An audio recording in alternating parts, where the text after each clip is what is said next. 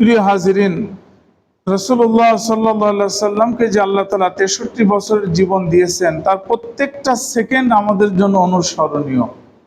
প্রতিটা মুহূর্ত, প্রতিটা পদক্ষেপ আমাদের জন্য অনুসরণীয়। সূরাতুজ জুমারের মধ্যে আল্লাহ রাব্বুল আলামিন একটা আয়াত নাজিল করেছেন, আফামান শারাহাল্লাহু সাদরাহু লিল ইসলাম। আল্লাহ তাআলা যার অন্তরকে ইসলামের আলোয় আলোকিত করেছেন, ইসলামের আলোয় যার অন্তর আলোকিত, নিঃসন্দেহে সে আল্লাহ তাআলার পক্ষ থেকে হেদায়েত এবং নূর প্রাপ্ত।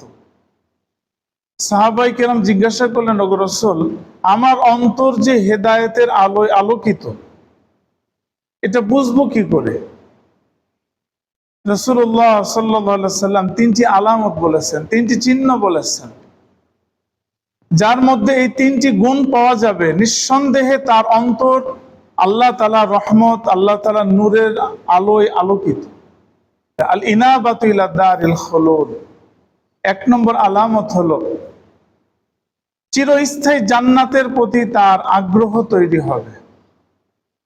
যে ব্যক্তি আল্লাহ তাআলার আলোয় আলোকিত, নূরে আলোকিত, তার অন্তরের মধ্যে সব সময় জান্নাতের প্রতি আগ্রহ তৈরি হবে। এটা হচ্ছে এক নম্বর আলামত।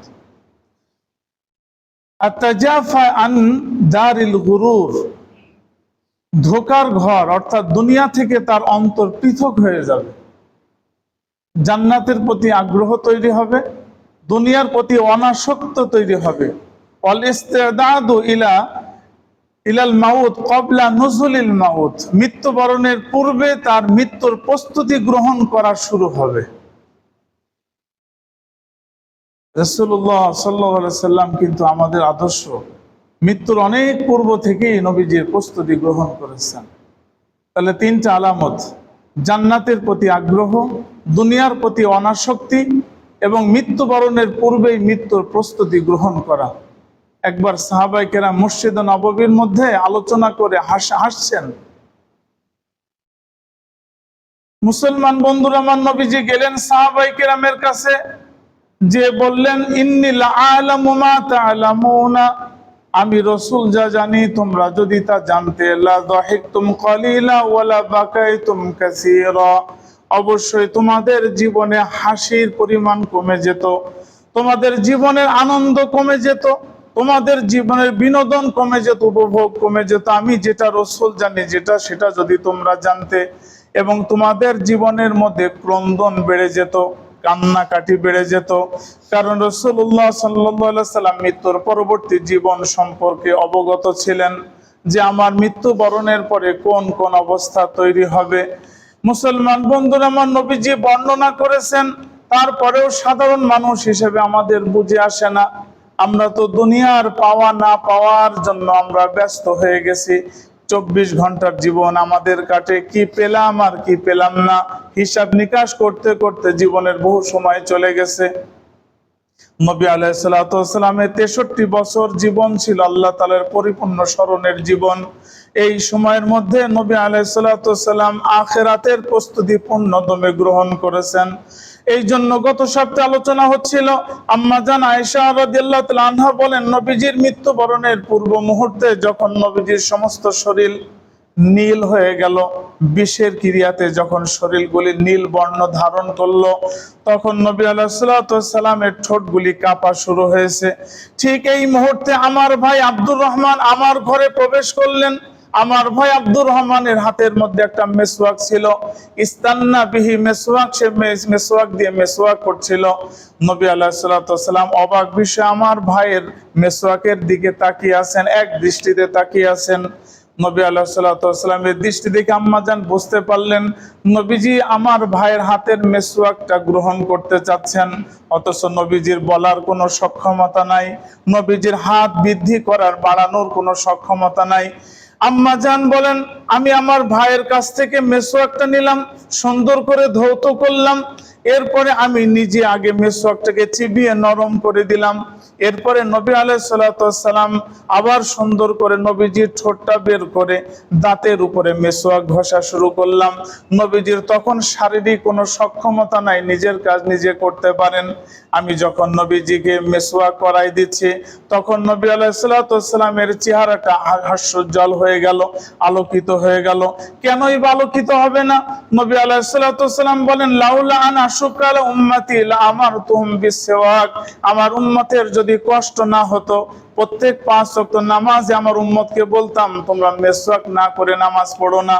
মুসলমান বন্ধুরা, আমার নবীজি বলেন আমার উম্মতের কষ্ট হবে, কিন্তু যেই উম্মত আশেকে রসুল হবে, যেই উম্মত রসুলের আশেক হবে, এই উম্মতের জন্য 5 ওয়াক্ত নামাজের মেসওয়াক করতে কোনো কষ্ট হবে না। কি বলেন? কোনো কষ্ট হবে না। কারণ নবীজির ইচ্ছা হচ্ছে, আমি বলি আমার মনে চাচ্ছে যে আমার উম্মত মেসওয়াক ছাড়া যেন নামাজ না পড়ে। নবীজি ইচ্ছা হচ্ছে, কিন্তু বলতে পারছেন না, কারণ অনেক দুর্বল থাকতে পারে, ব্যস্ত মানুষ থাকতে পারে। কিন্তু আশেকে রসুল, সে তো কষ্ট মনে করবে না। রাসূলুল্লাহ সাল্লাল্লাহু আলাইহি সাল্লামের সারা জীবনের আমল মেসওয়াক ছাড়া নবী আলাইহিস সালাতু ওয়াস সালাম কোনোদিন কোনো ওয়াক্ত নামাজ পড়েন নাই। শুধু তাই না, আম্মাজান বলেন নবীজি ঘরে ঢোকার পরে মিসওয়াক করতেন। জিবরিল আমিন নবী আলাইহিস সালাতু ওয়াস সালামের কাছে যতবার কোরআন নিয়ে এসেছেন, ততবার বলছেন আপনি আগে মিসওয়াক করেন। অথচ নবীর শরীর থেকে সুঘ্রাণ বের হয়, নবীজির থুতু থেকে মিশকে আম্বরের ঘ্রাণ বের হয়, নবীজির শরীরে কোনো দুর্গন্ধ নাই, তারপরেও জিবরিল আমিন বলতেন আপনি মিসওয়াক করেন। রাসূলুল্লাহ সাল্লাল্লাহু আলাইহি সাল্লাম বলেন যে আমার মনে হলো মিসওয়াক করতে করতে আমার মাড়ির দাঁতগুলি উপড়িয়ে যাবে, এত মিসওয়াক করব কি করে।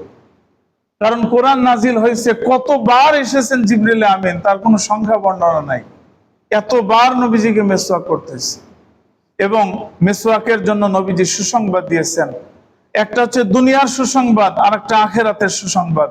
যে ব্যক্তি মিসওয়াক করে, নামাজে হোক এমনি হোক, রাসূলুল্লাহ সাল্লাল্লাহু আলাইহি সাল্লাম বলেন তার 2টা সুসংবাদ। মাতহারাতুন লিল ফাম, মিসওয়াকের উপকার হলো তার মুখের দুর্গন্ধ দূর হবে। মারজাতুন লিরাব্বি, দ্বিতীয় উপকার হলো মিসওয়াক যে করে আল্লাহ তাআলা তার প্রতি সন্তুষ্ট হয়ে যাবেন। এই জন্য মুহাদ্দিসিনে কিরাম লিখেছেন, কেউ যদি ঈমানের সহিত মৃত্যুবরণের গ্যারান্টি চায়, যে গ্যারান্টি যে আমার মৃত্যুবরণের সময় ঈমান নসিব হবে, গ্যারান্টি লাগবে, মুহাদ্দিসিনে কেরাম বলেন তুমি মিসওয়াক করো, তোমার গ্যারান্টি। তুমি হসপিটালে মারা যাও, রোড অ্যাক্সিডেন্টে মারা যাও, আল্লাহ তাআলা তোমাকে কালেমার সাথেই মৃত্যু নসিব করবেন ইনশাআল্লাহ। মাত্র একটা মিসওয়াকের মতো আমল। রাসূলুল্লাহ সাল্লাল্লাহু আলাইহি সাল্লামের সারা জীবনের আমল, মৃত্যুবরণের পূর্বেও আল্লাহ তাআলা নবীজিকে মিসওয়াকের মাধ্যমে দুনিয়া থেকে নিয়ে গেছেন। কি বলেন ভাই, পারবো না ইনশাআল্লাহ?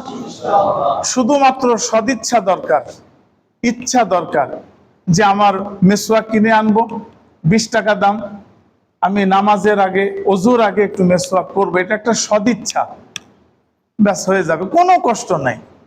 রাসূলুল্লাহ সাল্লাল্লাহু আলাইহি সাল্লাম মিসওয়াক করছেন, আম্মাজান করিয়ে দিচ্ছেন, নবীজির চেহারা হাস্যোজ্জ্বল হচ্ছে।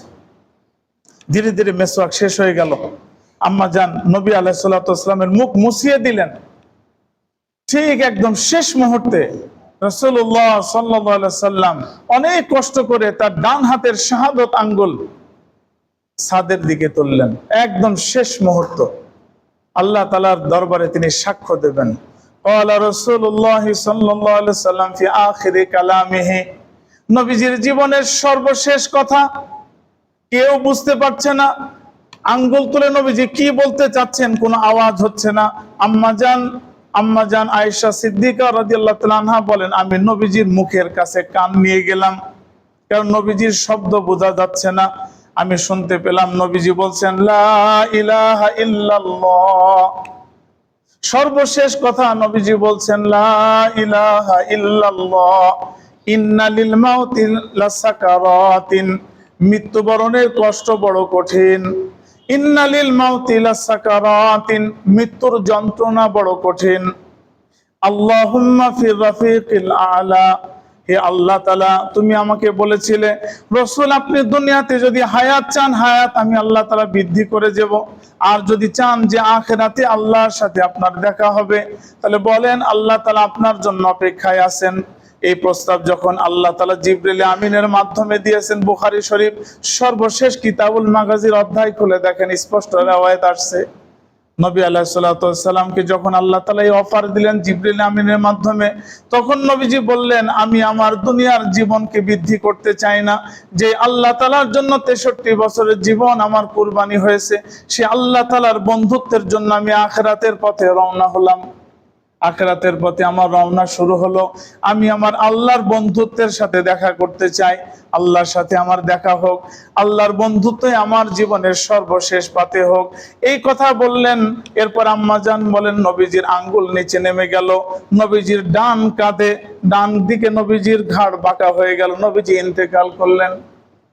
শেষ কথা, লা ইলাহা ইল্লাল্লাহ, ইন্না লিল মাউতি লাসাকারাতিন, মৃত্যুর যন্ত্রণা বড় কঠিন। নবী আলাইহিস সালাতু ওয়াস সালাম ইন্তেকাল করলেন, জীবনের শেষ মুহূর্ত। সাহাবায়ে কেরাম যখন শুনলেন, তখন সকলেই ব্যতিব্যস্ত হয়ে গেলেন, সকলেই কান্না শুরু করলেন, সকলেই বেহুশের মতো অবস্থা। হযরত আবু বকর রাদিয়াল্লাহু তাআলা আনহু ওই মুহূর্তে তিনি মদিনাতে ছিলেন না, কারণ সব থেকে বেশি সমজদার মানুষ তিনি, বাস্তব সম্পর্কে তার জ্ঞান বেশি, তিনি ছিলেন না। সমস্ত সাহাবায়ে কেরাম কাঁদছেন, হতবিম্বল হয়ে গেছেন। ওমর রাদিয়াল্লাহু তাআলা লাঠি হাতে নিয়েছেন, তিনি বলছেন কেউ যদি বলে নবীজি মারা গেছে আমি তাকে পিটিয়ে মেরে ফেলব। স্বাভাবিক অবস্থায় নাই কেউ না, কারণ যার বাবা মারা যায়, যার মা মারা যায়, তিনি জানেন যে তার ব্যথা কতটুকু। তার চাইতেও যে রাসূলকে সাহাবীরা সব থেকে বেশি ভালোবাসতেন, তাদের কষ্ট কত হবে। মুসলমান বন্ধুরা আমার, হযরত আবু বকর রাদিয়াল্লাহু তাআলা 16 কিলোমিটার দূরে ছিলেন। যখন তিনি সংবাদ পেলেন, তিনি চলে আসলেন মসজিদে নববীর সামনে। তিনি ঘোড়া থেকে নামলেন, এরপরে মসজিদের ভিতরে প্রবেশ করলেন। তখন মৃত্যুবরণের সঙ্গে সঙ্গে নবীজির মাথা থেকে পা পর্যন্ত সমস্ত অঙ্গ প্রত্যঙ্গগুলি ইয়ামানি চাদরের দ্বারা ঢেকে দেওয়া হয়েছে। নবীজির জামা যেমন ছিল তেমনই আছে, নবীজির চেহারা ঢেকে দেওয়া হয়েছে, কোনো ব্যক্তি চেহারা দেখতে পাবেন। আবু বকর আগে আসবেন, তিনি ঘরে ভিতরে প্রবেশ করলেন, তিনি চাদর উঠালেন, নবী আলাইহিস সালাতু ওয়াস সালামের কপালে তিনি চুম্বন করলেন, চোখ থেকে দরদর করে অশ্রু প্রবাহিত হলো। আম্মা জান আয়েশা রাদিয়াল্লাহু আনহা বলছেন, আবু বকর আব্বাজান, বাইরে সাহাবায়ে কেরাম ব্যস্ত হয়ে গেছেন, কাঁদতে কাঁদতে অস্থির হয়ে গেছেন, আপনি একটু পরিবেশ শান্ত করার ব্যবস্থা করেন, স্বাভাবিক করার ব্যবস্থা করেন। আবু বকর রাদিয়াল্লাহু তাআলা সব থেকে বেশি ভেঙে পড়ার কথা, কারণ সুখে দুঃখে রাসূলের সাথে তিনিই বেশি ছিলেন, কিন্তু আল্লাহ তাআলা তাকে বুঝ দান করেছেন। এই জন্য পরিবারের যিনি বড় সন্তান হবেন, তার মধ্যে একটা বুঝ থাকতে হবে, আমার বাবা মারা গেলে, আমার মা মারা গেলে সকলেই দুঃখ কষ্ট পাবে, কিন্তু আমাকে বেশি ভেঙে পড়লে চলবে না, কারণ আমাকে দায়িত্ব নিতে হবে। মুসলমান বন্ধুরা আমার, আবু বকর রাদিয়াল্লাহু তাআলা আনহু ঘর থেকে বের হলেন, সমস্ত সাহাবায়ে কেরামকে বললেন তোমরা মসজিদে নববীর সামনে আসো। ওমর রাদিয়াল্লাহু তাআলা আনহু মসজিদে নববীর সামনে আসলেন, তার হাতে লাঠি ধরা। তিনি একটা ঐতিহাসিক ভাষণ দিলেন। এই ভাষণটা ইমাম বুখারী আলাইহির রহমাত তার কিতাবের মধ্যে নিয়ে এসেছেন। আল্লাহ তাআলার প্রশংসা বর্ণনা করলেন, আম্মা বাদ ফামান কানা মিনকুম ইয়াবুদু মুহাম্মাদান, তিনি বললেন তোমাদের মধ্যে জেনে রাখো, তোমাদের মধ্যে কেউ যদি রাসূলুল্লাহ সাল্লাল্লাহু আলাইহি সাল্লামের ইবাদত করে থাকে, নবীজির গোলামি করে থাকে, নবীজির ইবাদতের উপযুক্ত যদি কোনো ব্যক্তি হয়ে থাকে, সারাটা জীবন যদি মেহনত করে থাকে, সে জেনে নেক ফা ইন্না মুহাম্মাদান কদ মাত, জেনে রাখুক যে রাসূলুল্লাহ সাল্লাল্লাহু আলাইহি সাল্লাম তিনি মৃত্যুবরণ করেছেন। পৃথিবীর মধ্যে বহু মানুষ পূর্বে চলে গেছে, বহু নবী রাসূল চলে গেছে, তারা মৃত্যুবরণ করেছে। ইন্নাকা মাইয়াতুন ওয়া ইন্নাহুম মাইয়াতুন, আপনিও মৃত্যুবরণ করবেন, তারাও মৃত্যুবরণ করবে। ওমান কানা ইয়াবুদুল্লাহ, আর জেনে রাখো যে ব্যক্তি আল্লাহ তাআলার ইবাদত করে, ফা ইন্নাল্লাহ হাইয়ুন লা ইয়ামুত, জেনে রাখো আল্লাহ তাআলা চিরঞ্জীব, আল্লাহ তাআলার কোনোদিন মৃত্যু হয় না। এই কথা শোনার সঙ্গে সঙ্গে সাহাবায়ে কেরাম প্রত্যেকে আয়াত তিলাওয়াত করা শুরু করলেন। ওমর রাদিয়াল্লাহু তাআলা আনহু বলেন, আমার মনে হলো এই মুহূর্তে আল্লাহ তাআলা আসমান থেকে কোরআন নাজিল করলেন, অথচ এই আয়াত কত বছর আগে নাজিল হয়ে গেছে। স্বাভাবিক বাস্তবতার সাথে যখন মিল হয়েছে যে নবীজি মাত্র একজন মানুষ, অন্য নবীরা যেভাবে মৃত্যুবরণ করে রাসূলও মৃত্যুবরণ করতে পারে, এতে আশ্চর্যের কিছু নাই। তখন এই ভাষণের সঙ্গে সঙ্গে সাহাবায়ে কেরাম শান্ত হয়ে গেলেন। এই যে পরিস্থিতিকে সামাল দেওয়া, এটা দায়িত্ব কার? অভিভাবক যে থাকবে তাকে ভেঙে পড়লে চলবে না। তিনি সান্ত্বনা দিলেন যে আমরা রাসূলের ইবাদত করি না, আমরা রাসূলের উম্মত, রাসূলের আদর্শ অনুসরণ করি, কিন্তু রাসূলের ইবাদত আমরা করি না। আমরা ইবাদত করি কার? আল্লাহ তাআলা। আমার রাসূল ইন্তেকাল করতে পারেন, কারণ তিনি মানুষ, কিন্তু আমরা যার ইবাদত করি তিনি কখনো মৃত্যুবরণ করেন না। তিনি আল্লাহ, হাইয়ুন লা ইয়ামুত, আল্লাহ তাআলা চিরঞ্জীব, কখনো তার মৃত্যু হয় না।